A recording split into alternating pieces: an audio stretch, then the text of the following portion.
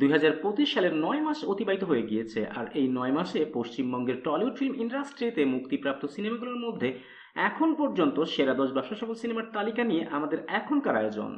So let's go to the main topic.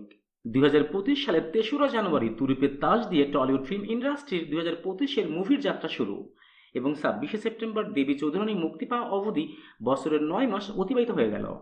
আর এই সময়কালে পশ্চিমবঙ্গের টলিউড ফিল্ম ইন্ডাস্ট্রি থেকে সর্বমোট 88টি বাংলা সিনেমা মুক্তি পেয়েছে। বেশ কয়েকটি সিনেমা বক্স অফিসে হিউজ কালেকশন দিয়ে যাত্রা শুরু করলেও শেষ পর্যন্ত কালেকশনের এই ধারা ধরে রাখতে পারেনি। বাট এই মুভিগুলোর মধ্যে সেরা 10-এ জায়গা করে নেওয়ার মতো হিউজ পটেনশিয়ালিটি ছিল। মুক্তিপ্রাপ্ত মুভিগুলোর মধ্যে ব্যবসায়িক মানদণ্ডে এখন পর্যন্ত সেরা 10 তালিকার 10ম স্থানে রয়েছে জানুয়ারির 23 তারিখে মুক্তিপ্রাপ্ত ডিরেক্টর সৃজিত মুখার্জি পরিচালিত সৌরসেনী মৈত্র ও পরমব্রত চ্যাটার্জি অভিনীত সিনেমা সত্যি বলে সত্যি কিছুই নেই। 70 লাখ রুপি বাজেটের এই মুভি বক্স অফিস থেকে গ্রস কালেকশন তুলে আনে 1,72,00,000 রুপি। নবম স্থানে রয়েছে সায়ন্তন ঘোষাল পরিচালিত কোয়েল মল্লিক, গৌরব চক্রবর্তী ও পরমব্রত চ্যাটার্জি অভিনীত সিনেমা সোনার কেল্লায় জখের ধন। 1,40,00,000 রুপি বাজেটের কোয়েল মল্লিকের এই সিনেমা গ্রস কালেকশন তুলে আনে 2,02,00,000 রুপি। তালিকার অষ্টম স্থানে রয়েছে ডিরেক্টর ইন্দ্রদীপ দাশগুপ্ত পরিচালিত শুভশ্রী গাঙ্গুলি, জিতু কামাল অভিনীত সিনেমা গৃহপ্রবেশ। 1,20,00,000 রুপি বাজেটের এই সিনেমা বক্স অফিস থেকে নেট কালেকশন তুলে আনে 2,16,00,000 রুপি। তালিকার সপ্তম পজিশনে রয়েছে হেমলক সোসাইটির 13 বছর পর মুক্তি পাওয়া সেকেন্ড পার্ট কিল বিল সোসাইটি।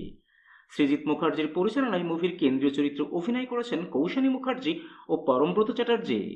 2 কোটি বাজেটের এই সিনেমা বক্স অফিস থেকে গ্রস কালেকশন তুলে আনে 2,94,00,000 রুপি। এই তালিকার 6 পজিশনে রয়েছে ডিরেক্টর শুভ্রজিৎ মিত্রের পরিচালনায় শ্রাবন্তী ও প্রসেনজিৎ চ্যাটার্জি অভিনীত 26শে সেপ্টেম্বর 2025-এ মুক্তিপ্রাপ্ত সিনেমা দেবী চৌধুরানী। 6 কোটি বাজেটের এই সিনেমা মুক্তির পর থেকেই বক্স অফিসে খুবই ভালো বিজনেস করে যাচ্ছে, আর মাত্র 11 দিনে এই মুভি গ্রস কালেকশন তুলে এনেছে 4,50,00,000 রুপি। তালিকার পঞ্চম স্থানে রয়েছে রাখি গুলজার ও শিবপ্রসাদ মুখার্জি অভিনীত সিনেমা আমার বস। মে মাসের 9 তারিখে মুক্তি পেয়ে এই মুভি গ্রস কালেকশন তুলে আনে 4,84,00,000 রুপি। ফোর্থ পজিশনে অবস্থান করছে 25শে সেপ্টেম্বর মুক্তি পাওয়া অঙ্কুশ, কৌশানী, মিমি ও আবির চ্যাটার্জি অভিনীত সিনেমা রক্তবীজ 2। 7 কোটি বাজেটের এই সিনেমা 12 দিনেই বক্স অফিস থেকে গ্রস কালেকশন তুলে এনেছে 5 কোটি রুপি। আর এই তালিকার তৃতীয় অবস্থানে অবস্থান করছে 16ই মে 2025-এ মুক্তিপ্রাপ্ত ডিরেক্টর জয়দীপ মুখার্জি পরিচালিত অনেকটা অফ ট্র্যাকের মুভি দ্য এইকেন বেনারসি বিভীষিকা।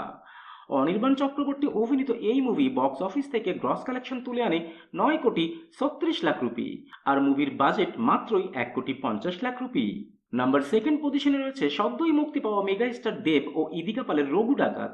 8 কোটি রুপি বাজেটের এই মুভি মাত্র 12 দিনেই বক্স অফিস থেকে গ্রস কালেকশন তুলে এনেছে 10,25,00,000 রুপি। ফাইনালি নাম্বার 1 পজিশনে রয়েছে ডিরেক্টর কৌশিক গাঙ্গুলি পরিচালিত টলিউড ফিল্ম ইন্ডাস্ট্রির মোস্ট পপুলার জুটি হিসেবে পরিচিত দেব ও শুভশ্রী অভিনীত 14th আগস্ট 2025-এ মুক্তিপ্রাপ্ত সিনেমা ধূমকেতু। 10 কোটি রুপি বাজেটের এই সিনেমা বক্স অফিসের ডমিনেন্স কাকে বলে, কত প্রকার ও কি কি, সেটা খুব ভালো করেই দেখিয়ে দিয়েছে। পশ্চিমবঙ্গের বক্স অফিস থেকে ধূমকেতু টোটাল গ্রস কালেকশন তুলে আনে 28,05,00,000 রুপি। যদিও বছরের এখনো 3 মাস বাকি, তবে মনে হয় না এই নাম্বার ক্রস করা কোনো আপকামিং মুভির পক্ষে সম্ভব হবে। That's it for today. আবার দেখা হবে নতুন কোনো ভিডিওতে নতুন কোনো টপিক নিয়ে। Till then tata and bye bye. আর হ্যাঁ, প্লিজ সাবস্ক্রাইব করতে ভুলবেন না কিন্তু।